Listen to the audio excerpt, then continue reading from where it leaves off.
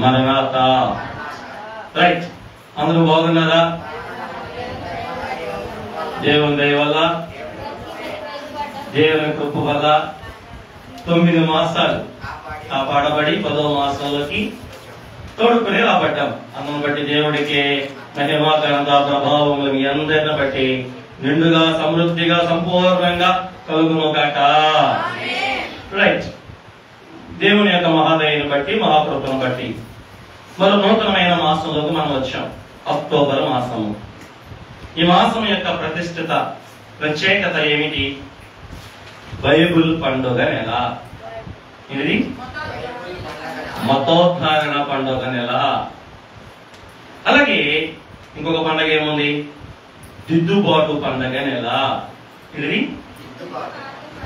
ఈ నెల దిద్దుబాటు నెల, బైబిల్ పండుగ నెల. అలాగే మతము ఉద్ధరించబడిన నెల. ఇది మతం ఏం చేయబడింది? మన క్రైస్తవ్యం ఒక చీకటి కోణంలోకి వెళ్ళిపోయినప్పుడు మార్టిన్ లూథర్ అనే ఒక భక్తుడిని దేవుడు లేపి ఈ యొక్క క్రైస్తవ్యాన్ని ఏం చేశాడు? ఉద్ధరించాడు. దేని ద్వారా? దేవుని వాక్యం ద్వారా. అందుకే ఈ నెలకి ఏమనుకుంటాం మనం? బైబిల్ పండగ నెల. అంటే బైబిల్ బయటకు వచ్చిన దాచివేయబడిన బైబిల్ అక్టోబర్ నెలలో ఏం చేయబడింది? బయటకు వచ్చింది. ఎవరి ద్వారా? మార్టిన్ లూథర్ అనే మహాభక్తుడి ద్వారా. కనుక ఈ నెల యొక్క ప్రత్యేకత. రైట్, ఈరోజు మరో ప్రత్యేకత మనకు ఉంది. ఏంటిది?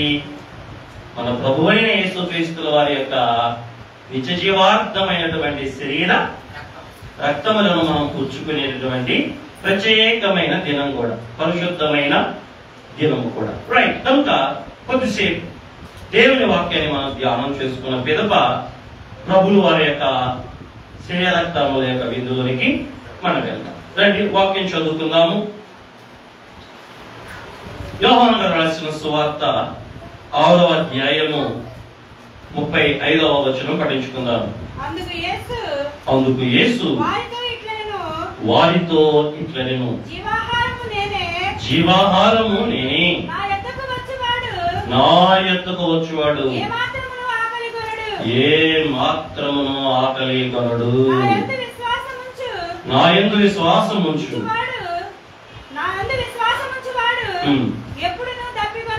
ఎప్పుడునూ తప్పికొనడు. దేవుడికి మహిమ కలుగును గాక.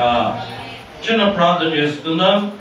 దేవుడు తన పరిశుద్ధమైన వాక్కును మన వినికిడిలో దీవించి వాక్యానుభవమునకు మన ఆత్మీయ స్థితిని హెచ్చించును గాక. ప్రార్థన. దయగల ప్రభువా, కృపగల తండ్రి, మీ పావన పరలోక పరిశుద్ధమైన నామమునకు వందనములు, కృతజ్ఞతలు. ప్రభు, మీ చల్లని కృప చేత, మీ మహిమ కలిగిన కనికరం చేత, మీ ప్రభావము కలిగిన శక్తి సామర్థ్యముల చేత గతించిన కాలమంతా మమ్మల్ని కాపాడుతూ వచ్చారయ్యా. మీ స్తోత్రములు. నీటి మీద బుడగ వంటి మా బ్రతుకులు, ఇంతలో కనపడి అంతలో ఆవిరైపోయే మా బ్రతుకులు, కేవలం ఇంటి మీద మొలచు పచ్చని కూరబట్టి మా జీవితాలు అయ్యా, మీరే లక్ష్యం ఉంచి గత మాసాలన్నీ కాపాడారు తండ్రి. స్తోత్రములు. మరో నూతనమైన మాసంలోనికి నిత్య జీవార్థమైనటువంటి నీ శరీరక్తములు మాకు ఇచ్చుటకును దేవా మమ్మ తోడుకుని వచ్చారు. స్తోత్రాలు. మీ పరిశుద్ధాలయంలో నడిపించారు. మీకు స్తోత్రాలు. ఈ సర్వారాధన క్రమములోకి, ఈ పరిశుద్ధారాధన క్రమములోనికి, ఈ పరిశుద్ధాలయములోనికి నీ పావన పద్మముల ఎదుటకు మమ్మ తోడుకుని వచ్చారు. మీకు స్తోత్రాలు. ప్రభు, ఇప్పుడు నీ మాటలు మేము వినగోరుచుండగా అందరితో మాట్లాడండి అయ్యా. తండ్రి, నాడు రాహాబు యెహోషువ చేత పంపబడిన ఆ వేదులు వారి యొక్క మాటలు విన్నప్పుడు అయ్యా తన గుండె కరిగిపోయిందంటయ్యా. అయ్యా, ఈరోజు నీ మాటలు వింటున్న మేము కూడా మా గుండెలను కరిగించుకొని నీ పాదాలకు మేము నీరైపోవడానికి అయ్యా ఎత్తబడుతున్న నీ మాటలు మా హృదయాల్లో భద్రపరుచుకుని నీ వాక్య రూపంలోకి మేము మారగలగడానికి వినగలిగిన బుద్ధి మాకు ఇవ్వండి. ఓ భావనాత్మ, ఓ పరిశుద్ధాత్మ, నీవే ఈ వాక్య పరిచర్యలో ఈ మహిమగా కార్యాన్ని జరిగించి మేమందరం నీ వాక్య రూపంలో వచ్చుకుంటుందా అందరితో మాట్లాడమని, కార్యక్రమం చెడగొట్టే పెడచూపులు మాకు దూరం చేయమని, ఏకాగ్రత మాకు అనుగ్రహించమని నీకు మేము ఆరోపిస్తూ మా మధ్యకు వచ్చినందుకు మీకు స్తుతులు చెల్లిస్తూ వాక్యమైన యేసునామములో ఈ ప్రార్థనను సమర్పించి పెట్టుకుంటున్నా మా ప్రియమైన మా పరలోకపు తండ్రి. ఆమేన్. కూర్చున్నాం. మన ప్రాణ ప్రియుడు పెళ్లి కుమారుడైన యేసుక్రీస్తు ప్రభుల వారి యొక్క పరిశుద్ధమైన అమూల్యమైన నామమున మీ అందరికీ కృపాక్షేమములు కృపా కనికరములు మీ ప్రాణాత్మ దేహాలలో విస్తరింపచేయును గాక. రైట్, మరొకసారి 6వ అధ్యాయము 35వ వచనాన్ని నేను పఠిస్తాను, ఒకసారి వినండి. అందుకు యేసు వారితో ఇట్లనెను, జీవాహారము నేనే, నా యొద్దకు వచ్చువాడు ఏమాత్రమును ఆకలి కొనడు, నా యందు విశ్వాసం ఉంచువాడు ఎప్పుడునూ దప్పికొనడు. ఈరోజు నా వాక్య అంశం ఏంటంటే జీవాహారము. ఏం చెప్పండి? మరి చెప్పండి. Living bread. చదవబడిన ఈ యొక్క అధ్యాయానికి దైవజనుడు పెట్టిన పేరేంటంటే రొట్టెల అధ్యాయము. యోహాను సువార్త 6వ అధ్యాయానికి మన దైవజనుడు పెట్టిన పేరేంటి? రొట్టెల అధ్యాయము. రొట్టెల. రైట్. ఈ యొక్క అధ్యాయంలో ప్రభువు వారు తనను దేంతో పోల్చుకున్నాడు? ఆహారంతో పోల్చుకున్నాడు. ఏ ఆహారంతో పోల్చుకున్నాడు? జీవాహారంతో పోల్చుకున్నాడు. ఏమంటున్నాడు? మన ప్రాణప్రియుడు, మన పెళ్లి కుమారుడు తను దేంతో పోల్చుకున్నాడు? ఈ యొక్క అధ్యాయంలో ఆహారంతో పోల్చుకున్నాడు. ఏ ఆహారంతో పోల్చుకున్నాడు? జీవాహారంతో పోల్చుకున్నాడు. కాబట్టి జీవాహారంతో పోల్చుకుని ఏమంటున్నాడు? నన్ను తిని త్రాగువాడే నిత్య జీవము గలవాడు. ఆయన జీవం గలవాడు కాబట్టి, ఆయనలో జీవం ఉన్నది కాబట్టి, ఆయనే జీవమై ఉన్నాడు కాబట్టి, ఆయన్ని తిని త్రాగు వారు ఏమవుతారట? ఆయన తిని త్రాగు వారు ఏమవుతారు? దేవుడికే మహిమ కలుగును కాక. అందుకే ఈ విందుకు మనం పెట్టుకునే పేరేంటంటే అందుకునే విందు. ఏంటిది? ఏం విందు ఇవాళ? అందుకునే విందు. ఆయన అన్నట్టుగా ఏమని? నన్ను తిని, అంటే తిని తాగాలంటే మనం ఏం చేయాలి? ఆయన్ని అందుకోవాలి. కనుక ఈ విందు ఏం విందు? అందుకునే విందు, జీవాహారమే. ఆ జీవాహారమే ఏం విందంటే మనం అందుకోవలసిన విందు. ఆయన సిద్ధపరిచాడు. ఎప్పుడు? 2000 సంవత్సరాల క్రితమే మనందరి కొరకు కల్వరి శిలువ యొక్క మన కొరకు ఏం చేశాడు? ఆయన విందుని సిద్ధపరిచాడు, జీవాహారాన్ని సిద్ధపరిచాడు. ఆ సిద్ధపరిచిన ఆహారం మనం ఏం చేయాలి? అందుకే దీనికి మనం పెట్టుకునే పేరేంటి? అందుకునే విందు. ఈరోజు మనం అందరం ఏం చేస్తాం? ఈ విందుని ఏం చేస్తాం? అందుకుంటాం. అందుకుంటారు, అందుకోరా? కొంతమంది అందుకుంటారు, కొంతమంది వదులుకుంటారు. అందుకుంటే నిత్య జీవం, వదులుకుంటే నిత్య నాశనం. అంటే ప్రత్యేకమైన వేరేది ఏం లేదు. అందుకుంటే నిత్య జీవం, వదులుకుంటే నిత్య నాశనం. ఆ నిత్య నాశనం తప్పించడానికే కదా, ఈ విందుని అందించడానికే కదా ఆయన ఏమయ్యాడు? మనకు జీవాహారం అయ్యాడు. మన మీద ప్రేమతో, మన మీద కరుణతో, మన మీద కనికరంతో ఆయన ఏమయ్యాడు? జీవాహారం అయ్యాడు. ఇప్పుడు ఈ ఆహారం మనం ఏం చేయాలి? ఎందుకు అందుకోవాలి? ఎందుకు అందుకోవాలి? ఆ జీవాహారాన్ని మనం ఎందుకు అందుకోవాలి? ఎందుకంటే అక్కడే చెప్తాడు, అంచె దినమున మనము లేపబడటానికి. ఏంటి? ఏంటి అంచె దినము అంటే? ఆఖరి రోజు. ప్రభువు మనకి లేఖనంలో నేర్పించాడు, సువార్తలో కూడా నేర్పించాడు. పరలోక రాజ్యం సమీపించుచున్నది. ఇంకేమంటాడు? మారు మనసు పొందండి. ఏం సమీపిస్తుంది? పరలోక రాజ్యం సమీపిస్తా ఉంది. దేవుని రాజ్యం సమీపిస్తా ఉంది. దేవుని యొక్క పరిపాలన సమీపిస్తా ఉంది. ఆ దినము సమీపించుచున్న రోజుల్లో మనం ఉన్నాం. ఇప్పుడు ఆ దినాలు ప్రారంభానికి ఈ లోకం యొక్క దినం అంతం. దాన్ని ఏమన్నారు? అంచె దినాలు అన్నారు.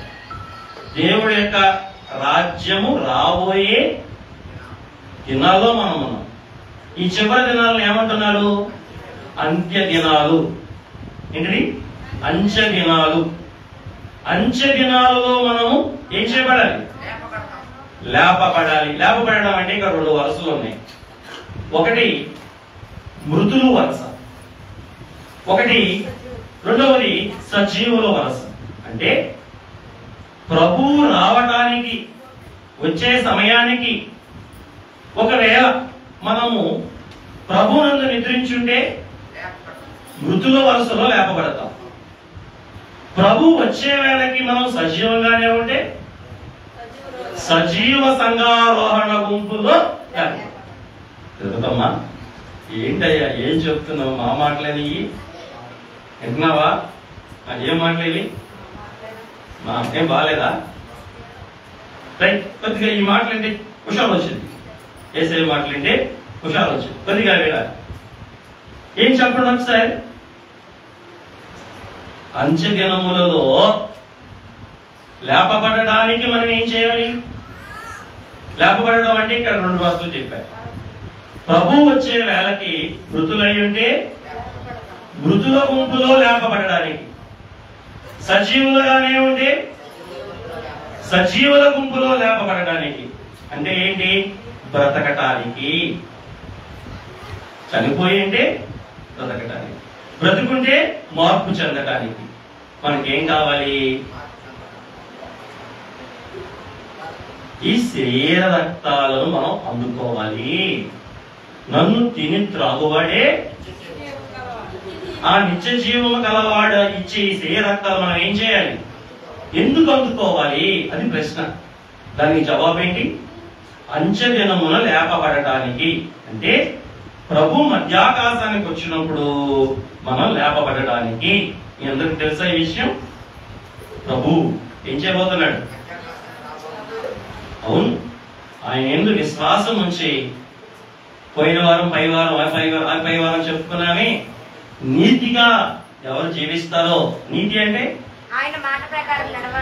ఆయన నమ్మటం, ఆ మాట ప్రకారం నడవటం, విశ్వసించటం, విధేయత చూపటం, నమ్మటం, నడవటం. అలా ఎవరు చేస్తారో అట్టి వారిని తీసుకుని వెళ్ళడానికి ఆయన ఏం చేయబోతున్నాడు? ఇది నిజం, ఇది నిజం. గుండెల మీద రాసుకోండి. మన విశ్వాసం అదే, మన నిరీక్షణ అదే. మన ప్రభు రాబోతున్నాడు. ఆయన వచ్చినప్పుడు మనం లెగవాలి. చనిపోయిన వారైతే ఏమవుతారు? మృతుల వరుసలో లెగుస్తారు. సజీవులైతే మార్పు చెందుతారు. ఏమవుతారు? మార్పు చెందుతారు. అంటే అంచె దినమున లేపబడడానికి మనం ఏం చేయాలి? కాబట్టి అక్కడే వచ్చినారు. కొంచెం కిందకి చదవండి. యోహాను సువార్త అక్కడే ఆయన చెప్తాడు. మీరు చదవచ్చు. 37వ వచనం. తండ్రి నాకు అనుగ్రహించిన వాడిని నేను ఎంత మాత్రమును బయటికి త్రోసివేయను. నా ఇష్టం నెరవేర్చుకోవడం నేను రాలేదు, నన్ను పంపిన వాళ్ళ చిత్తం నెరవేర్చుటకే పరలోకము నుండి దిగి వచ్చిందని. చదవండి 40వ వచనం. 39 కూడా. ఆయన నాకు అనుగ్రహించిన దానిని ఎంతటిలోనూ నేను ఏమి పోగొట్టుకొనక అంత్యదినమున దాన్ని లేపుటయ్యే నన్ను పంపిన వాని కుమారుడు చూచి ఆయన విశ్వాసం నుంచి ప్రతివాడు నిత్య జీవం పొందుటయే నా తండ్రి అంచె దినమున నేను వారిని లేపాలి, తిరిగి లెగవాలి. మృతులైతే లేపబడతారు, సజీవులైతే ఆ పదం చెప్పాలి మీరు, మార్పు చెందుతారు, ట్రాన్స్ఫార్మ్ అవుతారు, మార్పు చెందుతాం. మృతులైన వారి పరిస్థితి ఏంటి? శరీరం కుళ్ళిపోయింది, ఎముకలు చీకిపోయాయి. ఆ ఎముకలకు ఆ శరీరానికి ఏమొచ్చింది? మహిమ పునరుత్థాన దేహం వచ్చింది. కింద వచ్చిన అదే చెప్తా ఇప్పుడు. సరే, లేపబడడం గుర్తుపెట్టుకోండి. సజీవులుగా ఉంటే మార్పు చెందుతారు. అంటే ఈ మాంసం పోయింది, ఈ శరీరం పోయింది, ఏమొచ్చింది? అలా లేపబడాలి అంటే తిరిగి లెగవాలి అంటే మనం ఏమందుకోవాలి? ఆయన ఇచ్చే శరీర. అందుకే కదా ఈ విందుకి ఏం పేరు పెట్టుకున్నాం? అందుకునే విందు. ఏంటిది? ఆయన అందించేవాడుగా ఉన్నాడు, మనం ఏం చేయాలి? ఎందుకు అందుకోవాలి? నేను లేపబడటానికి. ఈ విందును అందుకోలేదు అనుకోండి, మనం సమాధుల్లోనే ఉండిపోతాం, మనం మానవ దేహాలతోనే మిగిలిపోతాం. ఈ శరీర రక్తాల్లో జీవం ఉంది కాబట్టి ఆ జీవం ఏం చేసింది? మనల్ని జీవింపచేసింది, అంటే లేపింది. రెండవది, ఎందుకు మనం ఈ శరీర రక్తాలు అందుకోవాలి అంటే నిజమైన ఆహారం ఇదే కాబట్టి నిండు మహిమను, నిజ శరీరమును మనం పొందుకోవటానికి ఈ యొక్క ఆహారాన్ని అందుకోవాలి. అయిగా రాసిన ఒక పాట పాడదామా? రెండో వాడ కాడ ఉండు వారికి చావు ఉండానే ఉండు జీవంబు నిండు మహిమాయుండు నిజ శరీరము దాచి కొన్ని ఎదుర కలము పోత్వాలోకము. అయ్యా ఏమన్నా సరే ఇక్కడ రెండవ రాకడ పొందువారికి చావు ఉండదు, ఏమున్నది? జీవం ఉంటది అన్నారు. అలాగని అంటున్నాడు, నిన్ను మహిమయుండు నిజ శరీరము దాతు ఉండి ఎగరగలవు ఊర్ధ్వలోకానికి, అంటే పైలోకానికి, అంటే పరలోకానికి, అంటే మోక్షానికి, అంటే నూతన యెరూషలేముకి. ఏమి కలిగి? నిండు మహిమ నిజ శరీరము. ఇందాక రెండు చెప్పా, ఏంటి చెప్పండి? మృతుల వరస, సజీవుల వరస. ఇక్కడేంటి? నిండు మహిమ నిజ శరీరము. ఈరోజు మనకు ఉన్నది ఏంటిది? మన శరీరం నిజ శరీరం అంటారా? మీకు నేను త్రిత్వాదివారం గురించి చెప్పేటప్పుడు చెప్పా. తండ్రి మనకు జీవం ఇచ్చాడు, కుమారుడు మనకు అక్షయ దేహం ఇచ్చాడు, ఆత్మ మనకు పరిశుద్ధ ఆత్మని ఇచ్చాడు. కానీ అపవాది మానవుడి మీద ముసుకేసి మాయ చేసి ఆ సమృద్ధి జీవాన్ని ఏం చేశాడు? కొద్ది జీవంగా మార్చేశాడు. అక్షయ దేహాన్ని ఏం చేశాడు? మట్టి దేహంగా మార్చేశాడు. దైవాత్మగా ఎలా మార్చేశాడు? మానవాత్మగా మార్చేశాడు. ఇప్పుడు ఈ శరీర రక్తాలు తీసుకుంటే, ఈ జీవ ఆహారాన్ని మనం అందుకునే ఈ విందుని అందుకుంటే మనకేం కలిగింది? నిండు మహిమ నిజ శరీరం. అంటే పోగొట్టుకున్న జీవం, పోగొట్టుకున్న మహిమ, పోగొట్టుకున్న అక్షయ దేహం, పోగొట్టుకున్న దేవుని దైవాత్మ తిరిగి మనం అందుకోవడానికి ఉపయోగపడే సాధనం ఏంటి? ఈ శరీర రక్తాలు. వింటున్నారా? అంటే అర్థం అవుతుందా? ఇది రెండవ కారణం. ఎందుకు నేను తీసుకోవాలి? నిండు మహిమను పొందుకోవటానికి, నిజమైన శరీరాన్ని సంపాదించుకోవటానికి. ఇప్పుడు మనకున్నది ఏంటిది? మీరు సెట్ కొట్టుకున్న దేనికి? ఆసం కొడుతున్న దేనికి? డూప్లెక్స్ ఇల్లు కట్టుకున్న దేనికి? డబ్బులు కట్టు మనసు కొనుక్కున్న దేనికి? అమ్మ వింటున్నారా? ఏ శరీరం ఇది? మాయ శరీరం. నిన్ను విడిచిపెట్టుపోయింది, రేపు ఉండదు, ఇది మాయమైపోద్ది. మాయమవుట ఖాయం అని బ్రదర్ రాజుబాబు గారి పాట. ఇలా ఏం పాట అది?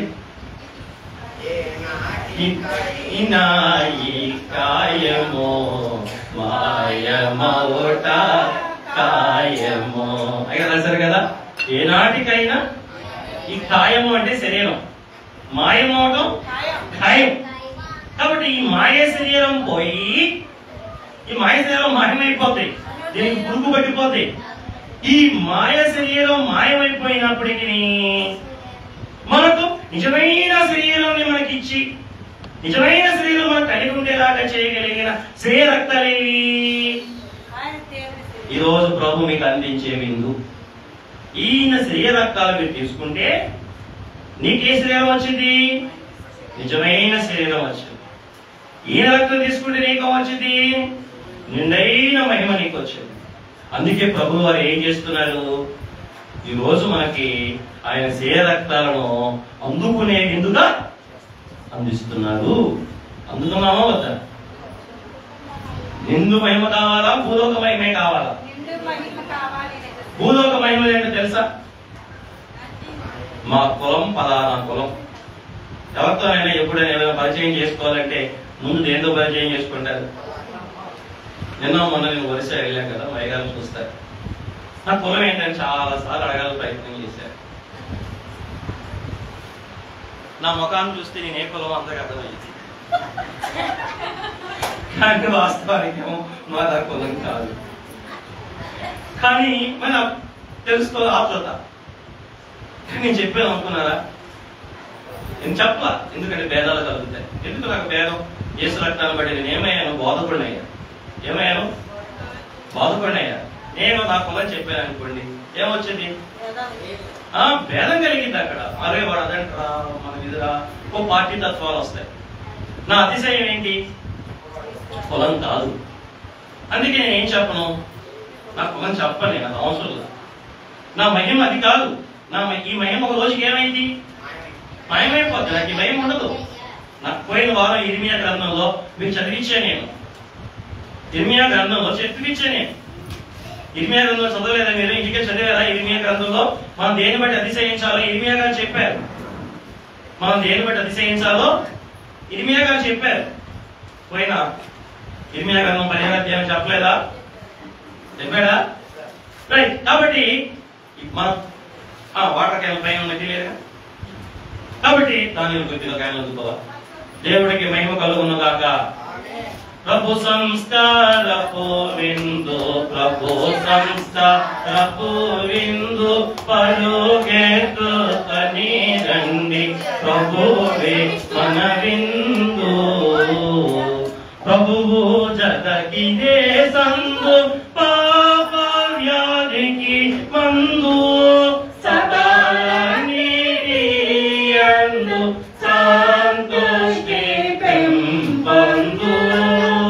ప్రభు సంస్కారపు విందు, ప్రభు సంస్కారపు విందు, పరుగెత్తుకొని రండి ప్రభువే మన విందు. చెప్పండి, భూలోక మహిమలు ఏంటి మనకి? మన అగ్రకులంలో పుడితే మన కులమే ఒక మహిమ. 2 అంతస్తులు అంటే మన 2 అంతస్తులే మన మహిమ.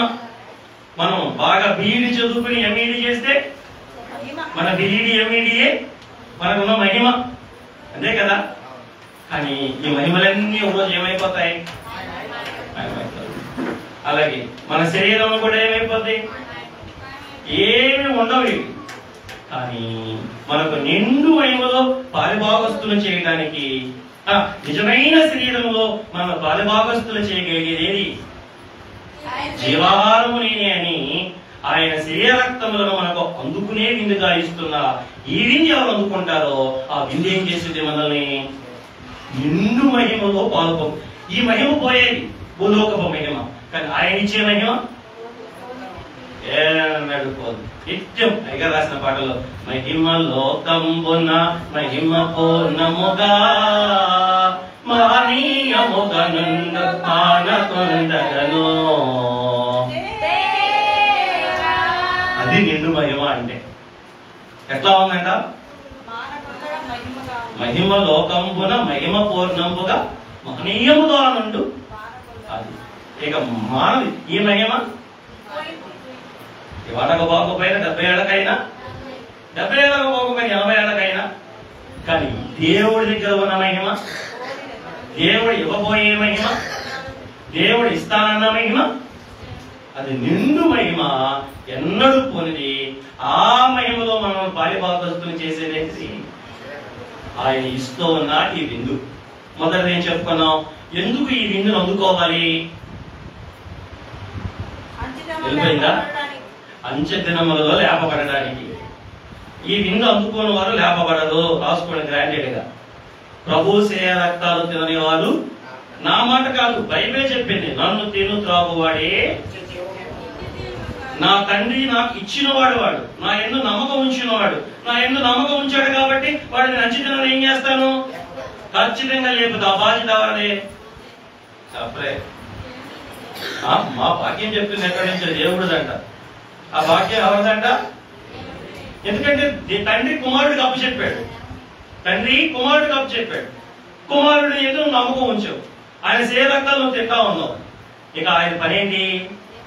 నిన్ను లేపడం ఆయన పని, నిన్ను బ్రతికించడం ఆయన పని, నీకు మహిమనివ్వటం ఆయన పని, నీకు ఆయన శరీరం ఇవ్వటం ఆయన పని. అందుకే ఆయన మనకి ఏం ఏర్పాటు చేశాడు? ప్రభు సేయ రక్తాల విందుని అందుకునే విందుగా ఏర్పాటు చేశాడు. కాబట్టి మనం ఏం చేయాలి? అందుకోవాలి. ఇక మూడవదిగా మనం చూస్తే, ఎందుకు ఈ అందుకునే విందుని మనం అందుకోవాలి అంటే, ప్రభువులో మనము ఏకమైపోవటానికి. ఏంటిది? ప్రభువులో మనం ఏమైపోవడానికి? ఆయన ఏమయ్యాడు మనకి? ప్రభువు నమ్మినప్పుడేమో మనకు రక్షకుడు అయ్యాడు. ప్రభువులో ఎదిగినప్పుడేమో తండ్రి అయ్యాడంట. ప్రభువులో ఇంకా ఎదిగినప్పుడు మనకు ఆయన భర్త అవుతున్నాడు, ప్రాణప్రియుడు అవుతున్నాడు. అందుకే నా పదాలు మీరు ప్రాణప్రియుడా, పెళ్లి కుమారుడా అని సంబోధిస్తున్నానా? మన ప్రాణప్రియుడు, మన పెళ్లి కుమారుడు అని అంటున్నానా? ఇది ఎదిగిన వారి యొక్క స్వరం. ఆయన రాక కొరకు నిరీక్షించే వారి యొక్క స్వరం. కొత్తగా నమ్ముకున్న వాళ్ళని ఏమని పిలుస్తారు? తండ్రి అని పిలుస్తారు, రక్షకుడు. ఏం చెప్పాలమ్మా, మా వాళ్ళు నోరు తెరవట్ల. దేవుడికి మహిమ కలుగును కాక. చూడండి, ఆ తండ్రి అని పిలుస్తారట, అన్నాలు పిలుస్తారట. కానీ ఎదిగిన వారు పిలిచే పిలిపేంటి? ప్రియుడా, ప్రాణప్రియుడా, పెళ్లి కుమారుడా, మహిమవరుడా. ఆయన పెళ్లి కుమారుడుగా వస్తున్నాడు. అది మన యొక్క ముగింపు, అంతిమ అంకం. మరి రక్షకుడుగా రక్షించే అంకమేమో మొదటి మెట్టు. ఆయన రక్షకుడిగా పాపేలను రక్షిస్తాడు. మరి చివరి మెట్టు ఏంటి? పెళ్లి కుమారుడుగా వచ్చి పెళ్లి వధువుగా నన్ను కొనుక్కోతాడు. అందుకే నా స్వరం ఏమై ఉండాలి? రక్షకుడా అనాలా, పెళ్లి కుమారుడా అనాలా? రక్షకుడా అనేవాడు అంతస్తు ఎక్కడిది? ఏ మెట్లో ఉంటాడు? ఇక వాళ్ళ యొక్క దృష్టి అంతా రక్షించు, రక్షించు, బిడ్డల నుంచి రక్షించు, గుడ్డు నుంచి రక్షించు, వారి నుంచి రక్షించు, వరద నుంచి రక్షించే కానీ నన్ను భూలోకం నుంచి రక్షించి మేఘరెక్కించే స్వరం ఉండదు వాళ్ళకి. అందుకే అయ్య గారికి దేవుడు చెప్పాడు, ఒకరు ఎదురుపడినప్పుడు ఏం చెప్తామన్నాడు? మరణాత, ప్రభు వచ్చుచున్నాడు. స్వరం, పెళ్లి కుమారుడు వచ్చుచున్నాడు, ప్రియుడు వచ్చుచున్నాడు అన్న జ్ఞప్తి మనకు కలిగి నిత్యం ఆయన స్మరణ చేయడానికి అయ్యగారికి దేవుడు చెప్పిన మాట ఏంటి? మరణాత అని చెప్పుకోండి. మీరు నా కొరకు ఎదురు చూస్తున్నారు కాబట్టి, నా కొరకు నిరీక్షిస్తున్నారు కాబట్టి, నా తలంపు నిత్యము మీలో ఉండేటట్లుగా మీరు మరణాత అని ఒకరిని ఒకరు పలకరించుకోండి. అందుకే అయ్యగారు ఏమన్నా సార్? మరణాత అనగా ప్రభు మరణ. ఈ పదము తరచుగా వాడిన నరులు ఏమవుతారంట? ధన్యులు. మన గుడి అలా వదిలిపెట్టగానే అందరు ఏమని మాట్లాడుతున్నారు తెలుసా? ప్రైజ్ ది లార్డ్, ప్రభువుకు స్తోత్రం, వందనాలు. తప్ప చెప్పరే? తప్పు కాదు. కానీ ఏం తగ్గించుకుంటున్నారు? స్థాయి తగ్గించుకుంటున్నారు. ఏ స్థాయి? 100 స్థాయినండి ఏ స్థాయికి వచ్చేస్తున్నారు? ప్రథమ స్థాయికి వస్తున్నారు. ఇంకా పైకి వెళ్ళాలి కానీ మనం ఏమవ్వకూడదు? కిందకి వెళ్ళిపోకూడదు. రైట్. ఎందుకు ఈ శరీర రక్తాలు మనం అందుకోవాలి? ఎందుకు అందుకునే విందుని మనకు అందిస్తున్నాడంటే చెప్పండి. ఆయనలో ఏకమైపోవటానికి. ఎవరిలో? మరి ఆయన ఎవరు? పరిశుద్ధుడు, అతి పరిశుద్ధుడు, ఎవరు సమీపింపరాని తేజస్సులో ఆయన మాత్రమే అమరత్వము కలిగి వసించువాడు. అటువంటి ఆయన దగ్గరికి మనం చేరగలమా? డానియేలు సమీపించగలమా? దగ్గరికే వెళ్ళగలమా? అటువంటి ఆయనలో మనల్ని ఏకం చేసే సాధన ఏంటో తెలుసా? కొంచెం నోరు తెలిసి చెప్పండి. ఆయన శరీర రక్తములు, యేసు ప్రభులు వారి ఇచ్చే ఈ శరీర రక్తములు అనే ఈ విందుని మనం అందుకుంటే ఈ విందు ఏం చేసింది? తండ్రిలో నేను ఏకం చేసింది, ప్రియుడిలో నేను ఏకం చేసింది, దేవుని ఆత్మలో నేను ఏకం చేసింది. అంటే ఒకటి చేసింది. నిన్ను మర్మమైన మహిమైక్యతలోనికి తీసుకుని వెళ్ళిపోయింది. ఏది? నువ్వు తీసుకోబోతున్నా, ప్రభు అందిస్తూ ఉన్నా ఈ జీవం కలిగిన ఈ శరీర రక్తాలు ఏం చేస్తాయంటే నీలో ఉన్న నిర్జీవ క్రియలని తీసేసి నిత్యజీవుడిగా మార్చి దేవుడిలో ఏం చేస్తే, ఎంతమందికి ఆశ ఉంది ఆయనలో ఐక్యం అవ్వాలని? అమ్మో, నన్ను నేను నమ్మొచ్చు కండు నాయనా, ఎందుకమ్మా అన్న అబద్ధాలు చెప్తారు? మంచిది, ఆశ ఉండడం మంచిది.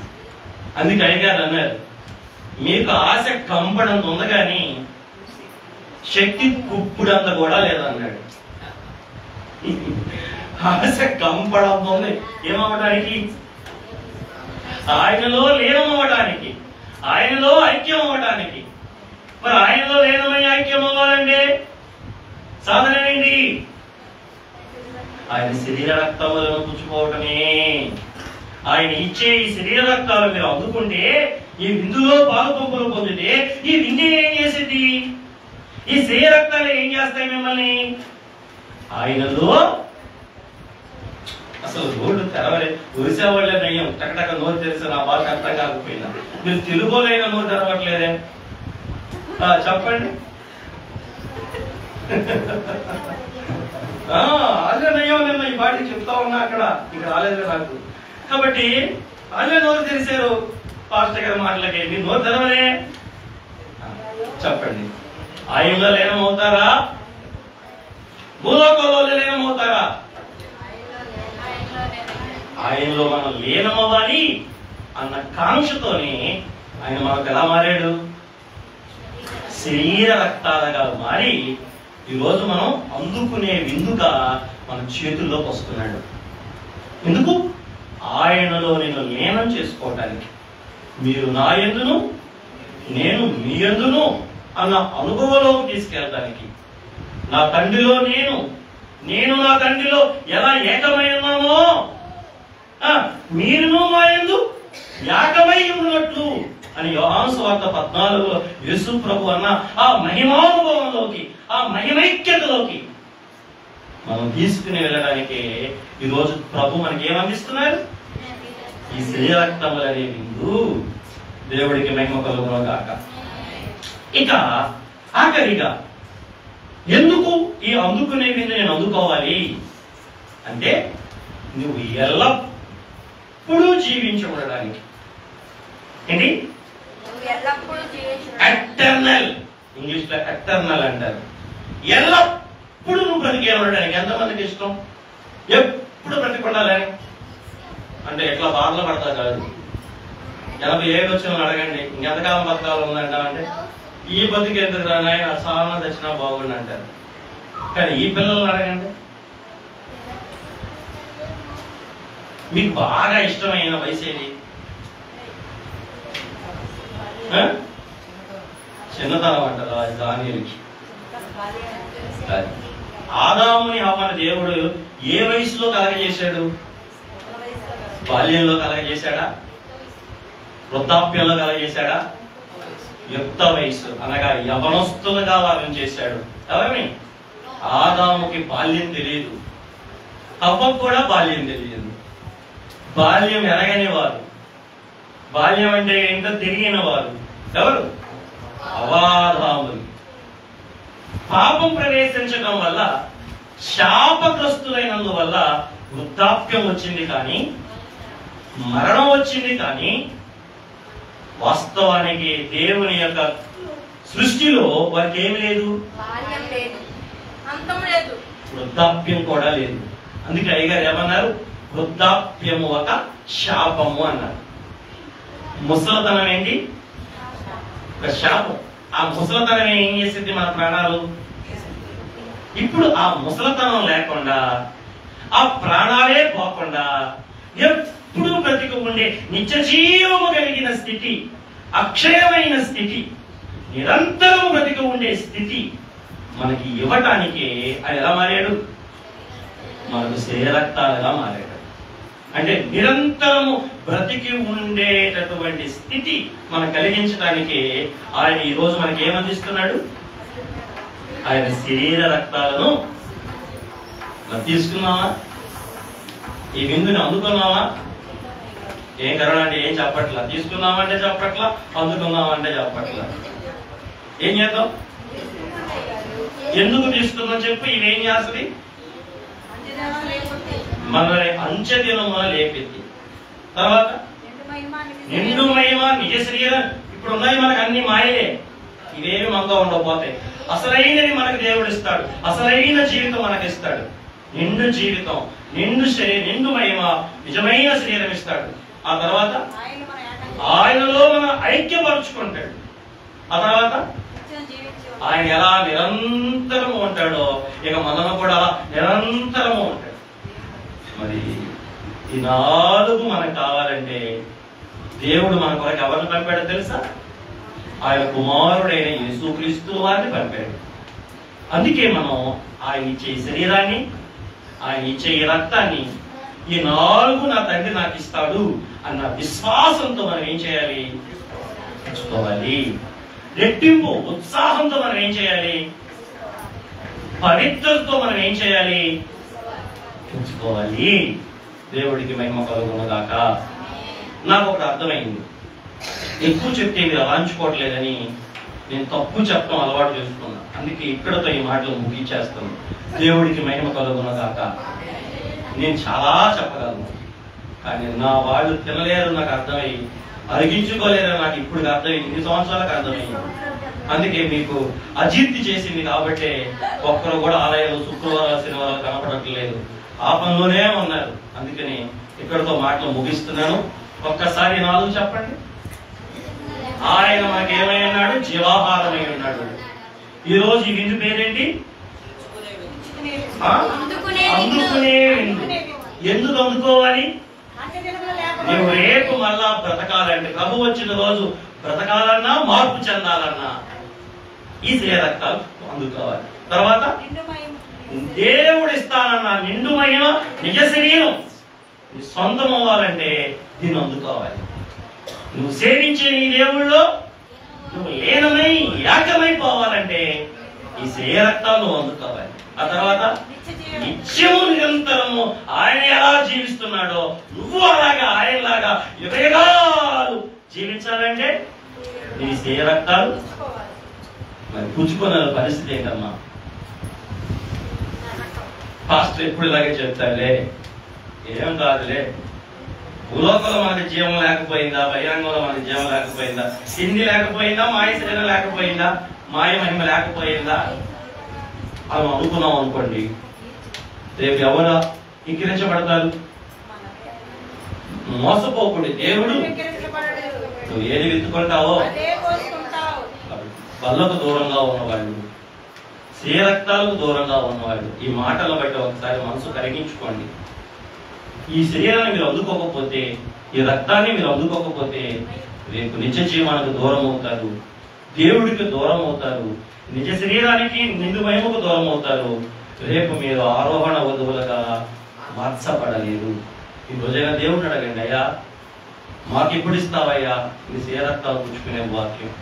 మాకు త్వరగా ఇవ్వయ్యా అని మీ పాపాల విషయమే పశ్చాత్తాపడి దేవుడు సిద్ధపరిచిన ఈ విందుని నిర్లక్ష్యం చేయక కాళ్ళ కింద వేసి తొక్కి వేయక ఈ విందుని మీరు సిద్ధపరచబడిన ఈ విందుని సద్వినియోగపరచుకోవాలని విందుకు దూరంగా ఉన్న వారిని బ్రతిమిలాడుతూ విందులోకి వచ్చిన వారు మరి విందంటేనే ఏంటి? సంతోషం, ఆనందం. మరి ఎంతమంది గుర్తుంది వాళ్ళ విందని? అందరు గుర్తుందా? God bless you. కాబట్టి అలాంటి రెట్టింపు ఉత్సాహంతో, రెట్టింపు విశ్వాసంతో, రెట్టింపు పవిత్రతతో, రెట్టింపు భక్తితో ప్రతి నెల ప్రతి దినం ప్రభు ఇచ్చే విందులు పొందుకొని ఆయన నుంచి భాగ్యాలు పొందగల ధన్యత దేవదేవుడు మనందరికీ దయచేయను కాక. కళ్ళు మూసుకుందాం, ప్రార్థన చేసుకుందాం. ఒకసారి విన్న వాక్యాన్ని బట్టి మనం ఒకసారి సరి చేసుకుందాం. యోగ్యంగా మనం బల ఎదుగు రావలసిన వారమని వాక్యం చెప్పింది. అయోగ్యంగా ఎవరు కూడా బల ఎదుగు రాకూడదు అని వాక్యం చెప్పింది. కనుక ఒకసారి మీరంతా, అయ్యా నేను అయోగ్యుడినైతే నన్ను క్షమించు, నాకు ఈ సమయమున యోగ్యత దయచేయి. ఏంటి అయోగ్యత అంటే? అపవిత్రంగా ఉంటే అయోగ్యత, అవిశ్వాసం ఉంటే అయోగ్యత, నామకార్థంగా తీసుకుంటే అయోగ్యత, అలవాటుగా ఎప్పుడు తీసుకోవాలి కదా, ఇవాళ మొదటి ఆదివారం తప్పిదా అని అలవాటుగా తీసుకుంటే కూడా ఇది అయోగ్యత. ఒకవేళ నీలో ఈ విధమైన నామకార్థ స్థితి ఉంటే అయ్యా నన్ను క్షమించు, నేను యోగ్యంగా దీన్ని పుచ్చుకోవడానికి నాకు సహాయించు. ఏంటి యోగ్యత?